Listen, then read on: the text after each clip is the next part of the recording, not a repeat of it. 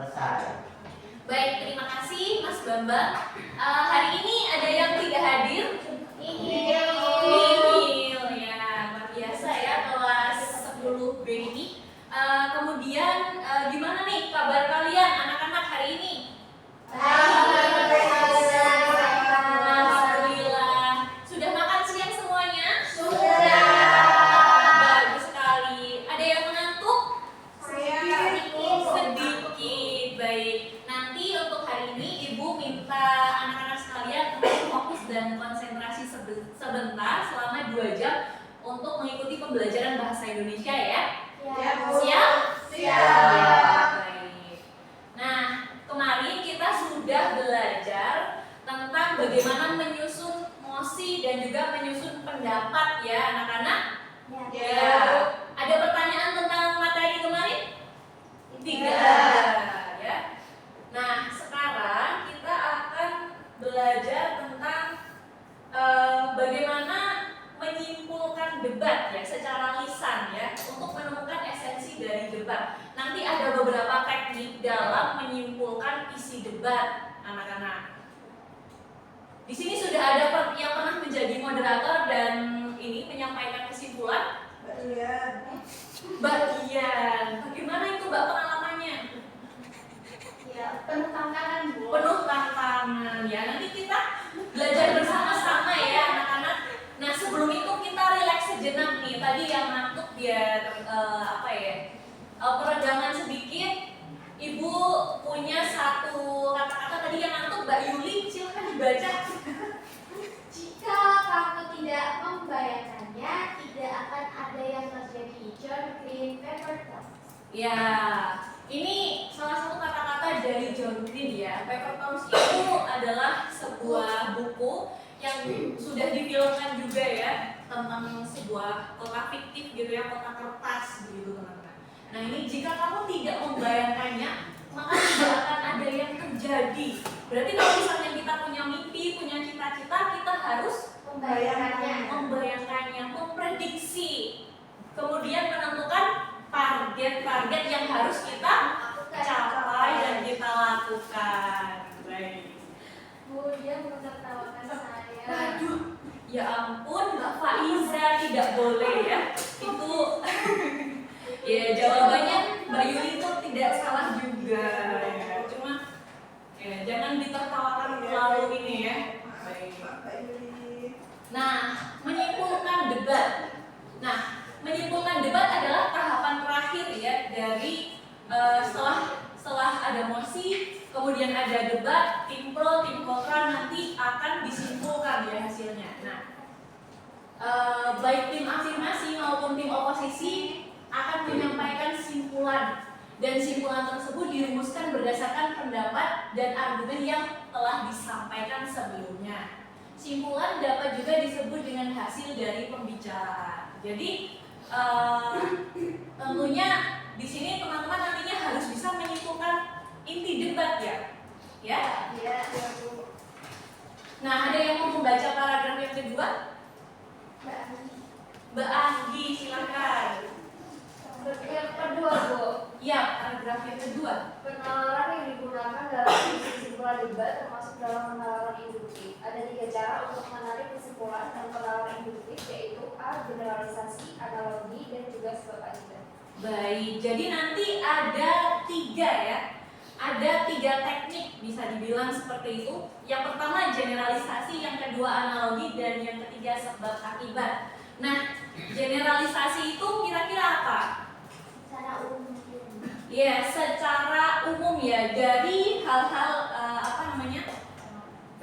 fenomena-fenomena khusus kemudian ditarik ke pernyataan yang bersifat umum.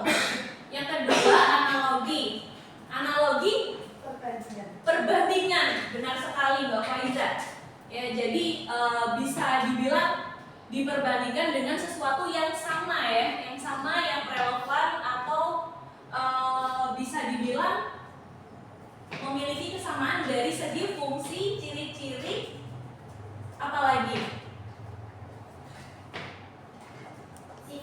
sifat ya boleh. Nah seperti itu ya analogi. Ada yang ingin ditanyakan dari generalisasi dan analogi?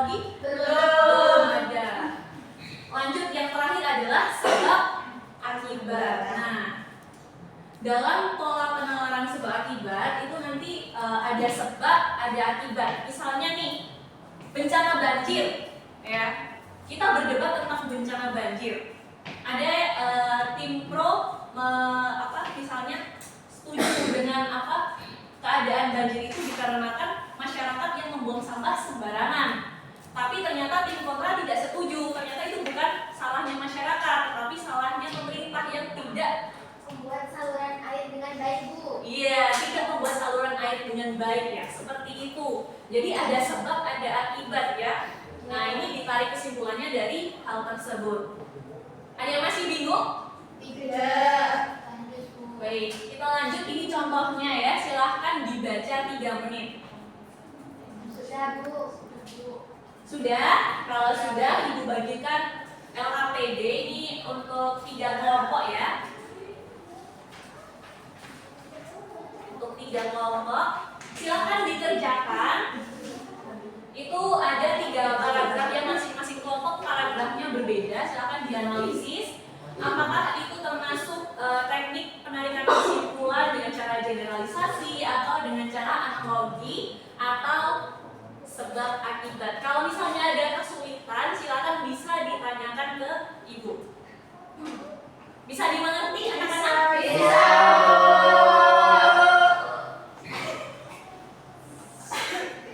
Baik, sudah selesai, ya? Sudah. Silakan 3 kelompok untuk maju ke depan.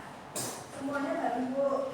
Iya, silakan sini, ya. Di sini berjajar. Nanti disampaikan. Mulai dari kelompok 1. Langsung ya, Bu. Iya. Baik, selamat siang teman-teman. Siap. Saya perwakilan dari kelompok 1 mau menyampaikan terkait dengan paragraf yang ada di Salindia. Nah, itu merupakan generalisasi karena dari umum ke khusus. Nah, pernyataan umumnya terdapat pada kalimat penyedotan air semakin berlebih saat pasokan air tidak mencukupi laju pertambahan aktivitas komersial. Nah, kalimat ini menyampaikan gambaran umum bahwa penyedotan air menjadi berlebihan karena kebutuhan air untuk aktivitas komersial meningkat lebih cepat daripada pasokan air. Kemudian yang kedua, itu yang bagian penjelasan khusus itu pada kalimat penyedotan secara berlebihan terutama oleh pengelola gedung-gedung bertingkat tidak hanya dilakukan pada sumur dalam tetapi juga sumur dangkal. Kalimat tersebut memberikan contoh atau rincian yang mendukung pernyataan umum sebelumnya, yaitu menjelaskan siapa yang banyak melakukan penyedotan air dan jenis sumur yang digunakan. Baik. Bagaimana anak-anak pekerjaan kalian sama dengan kelompoknya Mbak Faiza, kelompok 1? Ini Iya. Berarti kurang lebih sudah bisa, ya? Bisa. Selanjutnya kelompok 2. Baik teman-teman, saya akan membacakan hasil dari kelompok 2. Paragraf tersebut termasuk sebab akibat karena menjelaskan hubungan antara penyebab dan akibat. Nah, untuk bagian penyebabnya yaitu stamina tubuh kita rendah atau kondisi tubuh yang lemah. Akibatnya kita bisa merasa nyeri pada beberapa bagian tubuh. Beberapa penyakit pun bisa muncul, contohnya batuk, pilek, peradangan pada mata dan iritasi.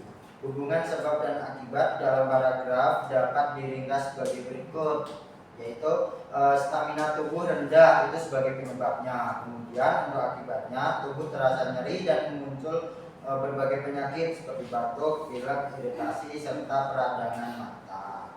Baik. Demikian dari kelompok kami. Baik, betul, ya? Kalau ada analisis dari kelompok 2, ya. Tepuk tangan untuk kelompok 2. Selanjutnya kelompok terakhir, silakan Mbak Hesti. Baik, Bu. Paragraf 3 ya, untuk kelompok 3. Paragraf ini merupakan cara penarikan kesimpulan analogi. Paragraf ini membandingkan 2 hal yang berbeda, yaitu kehidupan manusia dan bangun sandiwara untuk menjelaskan suatu gagasan. Yang pertama, kehidupan manusia diibaratkan sebagai panggung sandiwara. Kemudian yang kedua, manusia diibaratkan sebagai pemain drama. Yang ketiga, nasib atau ketentuan Tuhan dibandingkan dengan peran yang diberikan sutradara. Yang terakhir, manusia harus menjalankan perannya sesuai ajaran Tuhan, sebagaimana pemain drama harus menjalankan perannya sesuai arahan sutradara. Ya. Bagaimana anak-anak? Betul, ya? Betul. Ya.